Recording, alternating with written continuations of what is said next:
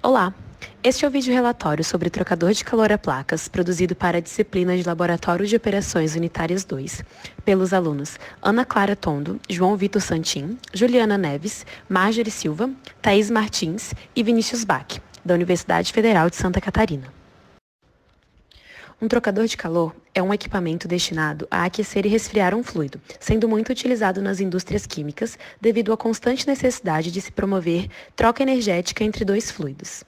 Esses trocadores podem ser classificados de acordo com o processo de transferência, podendo ser de contato direto ou indireto. Os de contato direto permitem a mistura dos fluidos. Já nos de contato indireto, os fluidos permanecem separados e o calor é transferido continuamente através de uma parede. Como exemplo deste último, podemos citar os trocadores de calor a placas. Essas placas são conectadas através de gachetas que se localizam em suas bordas e elas são pressionadas umas nas outras. Sua capacidade pode ser aumentada conforme se adicionam mais placas à estrutura. Falando um pouco sobre o funcionamento desses trocadores, os fluidos não passam por tubulações internas como acontece com os trocadores de casca e tubo, mas sim alternadamente pelo interior de cada placa e, a cada passagem, o fluido troca calor através das superfícies em contato. Para promover essa troca, fluidos de diferentes temperaturas são utilizados. Essas placas possuem uma certa rugosidade que tem como objetivo aumentar a área de troca térmica do processo. Por conta dessas rugosidades, a vantagem desses trocadores é a turbulência causada nas correntes que atravessam as placas, o que aumenta o coeficiente de troca térmica, porém gera uma certa perda de carga. Uma outra vantagem observada é a facilidade de montá-los e desmontá-los, tornando-os de simples manutenção, além de possuir design higiênico e antisséptico. Esses trocadores são utilizados em todas as aplicações de aquecimento e resfriamento de fluidos e produtos químicos em indústrias químicas, alimentícias, de papel e celulose, siderúrgica e entre outras. Uma outra classificação desses trocadores é quanto ao fluxo dos fluidos. Nos trocadores de calor concorrentes ou paralelos, os fluxos de fluido quente e frio entram pela mesma extremidade, escoam no mesmo sentido e deixam o equipamento também pela mesma extremidade. Já nos trocadores contracorrente, os fluxos entram, escoam e deixam o equipamento por extremidades opostas. Deste modo, o presente experimento tem como objetivos determinar os coeficientes globais de transferência de calor experimental e teórico, determinar a eficiência de troca térmica, determinar a quantidade de calor trocado para as diferentes configurações dos escoamentos e dimensionar um trocador de calor a placas industrial. Os equipamentos e materiais utilizados para esta prática foram um trocador de calor constituído por 13 placas metálicas de aço inox corrugadas, com área de 0,031 metros quadrados cada, 2 pares de termopar conectados a um computador, um aquecedor de água a gás e 2 manômetros de tubo em U para regulagem das vazões de fluido quente e frio, os quais eram ambos água. Primeiramente, as válvulas das linhas de água foram totalmente abertas para que o ar no interior das placas fossem completamente retirados. O experimento foi então iniciado para o primeiro arranjo, o concorrente. O aquecedor de água foi ligado para o circuito de água quente e regulou-se sua vazão para 2,54 litros por minuto, a qual foi mantida constante para todo o experimento. Em seguida, regulou-se a vazão de água fria para aproximadamente 0,5 litros por minuto. O sistema foi mantido nesse estado até que o equilíbrio térmico fosse atingido, e então as temperaturas foram lidas através dos termopares instalados nos circuitos. Repetiu-se esse mesmo procedimento para as vazões entre 1 e 4 litros por minuto, com variações de 0,5 litros por minuto. Após as leituras de todas as temperaturas nas respectivas vazões, o sistema foi arranjado para a configuração contracorrente, e então repetiu-se todo o procedimento experimental anterior.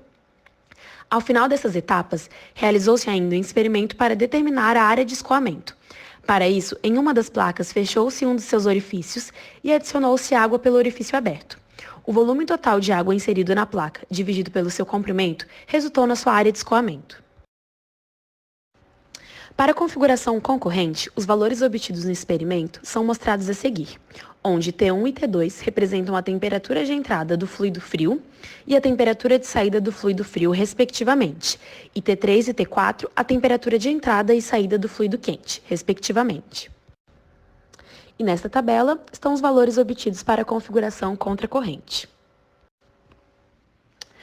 O cálculo da quantidade média de calor trocado foi feito a partir da seguinte equação, onde QF representa a quantidade de calor recebida pelo fluido frio e QQ a quantidade de calor cedida pelo fluido quente. As vazões mássicas da água, MF, foram calculadas a partir das vazões volumétricas do experimento, e o CP utilizado foi de 4.186 joules por quilograma grau Celsius. Nas tabelas são apresentados os resultados obtidos para ambas as configurações. A partir dos dados obtidos para as duas configurações, foi plotado o gráfico da quantidade de calor trocado pela vazão mássica de água fria. Podemos observar que o arranjo contracorrente apresentou uma maior quantidade de calor trocado para as mesmas vazões, e isso favorece a obtenção de maiores coeficientes de troca térmica e de maiores eficiências. A seguir, vamos analisar se isso realmente acontece nesse experimento. O coeficiente global de transferência de calor experimental é calculado pela equação explicitada a seguir, onde AT é a área total de troca térmica, Q a quantidade de calor trocado calculado anteriormente, e ΔT é a média logarítmica da diferença das temperaturas obtidas no experimento, como mostra a equação. Esses cálculos foram feitos para ambas as configurações, e então os gráficos de U experimental pela vazão mássica de água fria para os arranjos foram plotados e comparados. Como previsto, no arranjo contracorrente, os coeficientes são maiores do que no arranjo concorrente, ao analisarmos as mesmas vazões. Além disso, podemos notar que os coeficientes são diretamente proporcionais às vazões, ou seja, aumentam com o aumento das mesmas. No experimento realizado, o grupo relatou alguns momentos em que a chama do aquecedor se apagou, e podemos relacionar isso ao ponto fora da curva no arranjo concorrente, para a vazão de 3,5 litros por minuto. Para o cálculo do coeficiente global de troca térmica teórico, ou estimado, foram utilizadas as seguintes equações.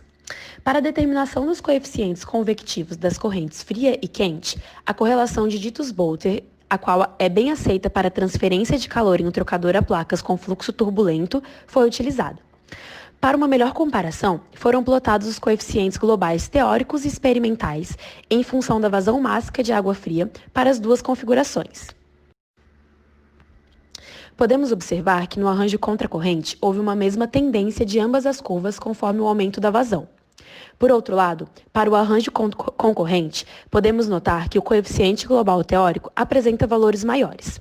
Isso pode ser explicado pelo fato de que na correlação utilizada não são consideradas perdas de calor para o ambiente durante a troca térmica, por exemplo.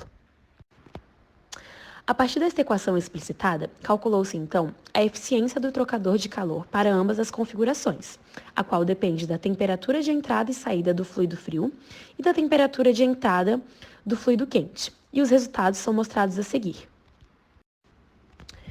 Como esperado, a eficiência para o arranjo contracorrente é maior do que no arranjo concorrente. E ainda, podemos notar pelo gráfico que no arranjo contracorrente, a eficiência sofreu uma queda menor com o aumento da vazão. Após todas as análises dos resultados e dados obtidos, o problema proposto para esse experimento foi dimensionar um trocador industrial a partir de um scale-up do trocador de bancada utilizado no laboratório, ambos a placas.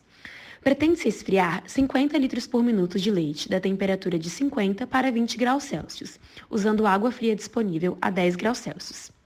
Deste modo, devemos pensar quais as considerações e recomendações necessárias para um problema desse tipo, e com base nelas, determinar a vazão ótima de água fria do trocador. Primeiramente, deve-se decidir qual é a configuração ideal do trocador. De acordo com os dados do relatório, a maior eficiência foi obtida no arranjo contracorrente, para uma vazão de 0,5 litros por minuto. Nessas condições, determinou-se a razão entre as vazões mássicas. A partir dos dados do leite encontrados na literatura, calculou-se então a vazão mássica do leite.